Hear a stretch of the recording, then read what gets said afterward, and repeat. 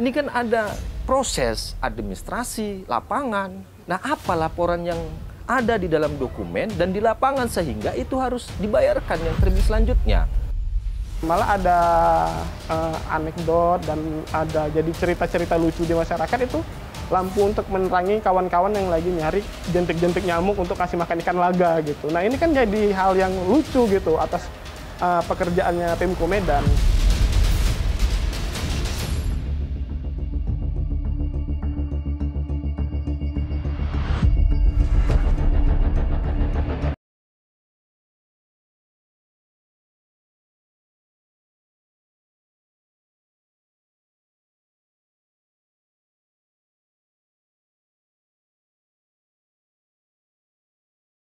Proyek pengadaan lampu penerangan jalan ini menelan anggaran 25,7 miliar rupiah yang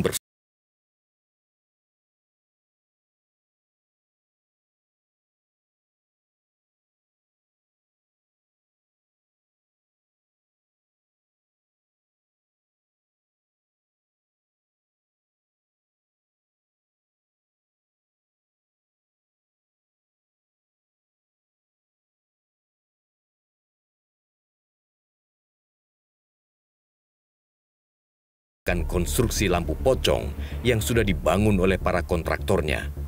Kasat mata terlihat, bangunan fisik lampu pocong ini memang cukup amburadul. Di sepanjang Jalan Sudirman misalnya, realitas menemukan beberapa beton penyangga lampu memiliki luas penampang lebih kecil ketimbang plat besi penyangga lampu.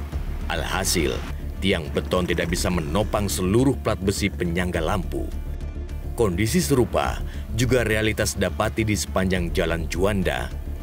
Penampang tiang beton tidak sebanding dengan tiang besi penyangga lampu. Akibatnya, bisa dilihat sendiri, plat besi nongol di sana-sini kurang sedap dipandang mata. Wali Kota Medan Bobi Nasution menilai proyek lampu pocong ini total loss alias gagal dan meminta kontraktor mengembalikan dana 21 miliar rupiah yang sudah digelontorkan oleh Pemkot Medan.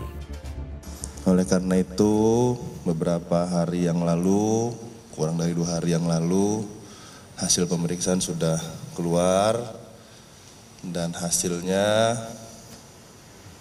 memerintahkan kepada dinas terkait, khususnya ini dinas SDA BMBK, karena ini sebelumnya ada di Dinas Pertamanan namun sudah dilebur, jadi tugas fungsinya ada di Dinas SDA BMBK untuk melakukan penagihan menyeluruh atau kita anggap proyek ini total loss.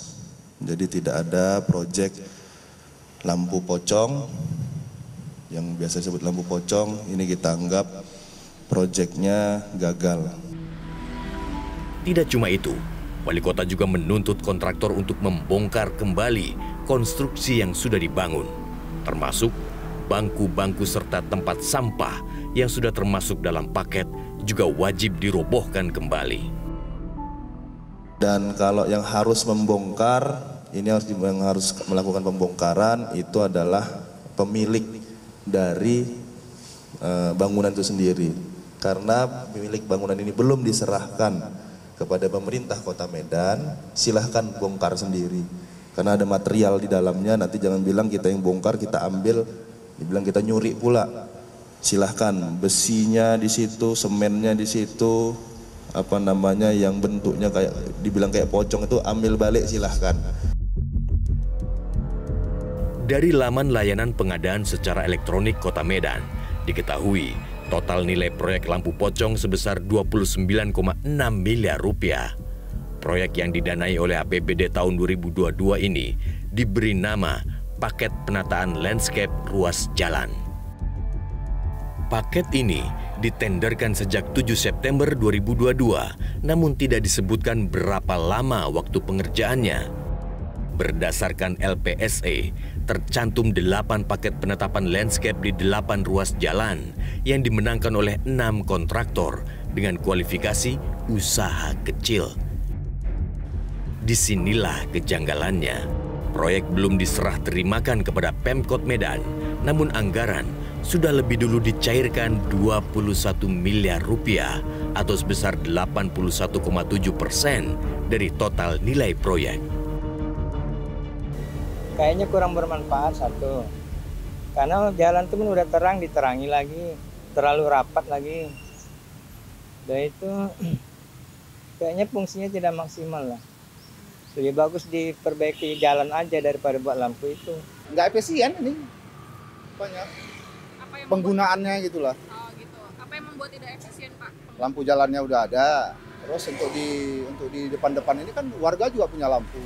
Jadi kayak proyek-proyek apa aja nih, asal ada proyek aja kayaknya gitu.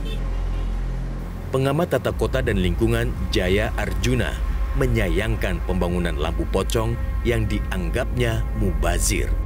Celakanya, menurut Jaya Arjuna, Wali Kota Medan sebagai pemilik anggaran justru buang badan. Padahal seharusnya fungsi pengawasan sudah dilakukan sejak muncul usulan dan kajian peruntukan, pembuatan desain, hingga saat pengerjaan proyek. Sekarang lampu hias ini hanya dipasang di 8 jalur. 8 jalur. Sekarang 8 jalur ini membutuhkan nggak lampu itu? Ternyata di 8 jalur ini pasang tadi sudah ada lampu penerangan. Dan ini memalukan ini. Kenapa bisa dikatakan memalukan? Karena Bobi nampak kurang koordinasi ke bawah. Komunikasinya kurang, koordinasinya kurang ke bawah. Sehingga apa yang dilakukannya banyak yang dibantah orang itu sekarang. Buntut dari karut-marut proyek lampu pocong yang menelan anggaran 25,7 miliar rupiah ini, kolaborasi bantuan hukum masyarakat Medan melayangkan laporan ke Kejaksaan Tinggi Sumatera Utara. Lembaga bantuan hukum ini mendorong penegak hukum segera memeriksa kejanggalan-kejanggalan dari proyek penataan landscape ini. Tentu di sini banyak miss-nya gitu. Katakanlah, kenapa harus dibayarkan? Tentu di termin selanjutnya, tentu kan penilaiannya, oh ini bagus ini, oh ini tercapai ini. Sehingga dibayarkan. Senyatanya di lapangan, nah tidak demikian. Nah tentunya inilah miss-missnya ya, kejanggalan ataupun dugaan kesalahan di dalam proyek ini, sehingga masyarakat ya, uang masyarakat ini, ya katakan ini korban lah, dugaan korban ini 21 M. Yang saat ini belum jelas apakah dibalikan atau tidak. Proyek lampu hias atau lampu pocong di Kota Medan kini terus memunculkan beragam polemik. Kecurigaan dan spekulasi di masyarakat muncul di sana-sini. Benarkah ada permainan tender dari proyek yang digadang-gadang bakal mempercantik Kota Medan ini?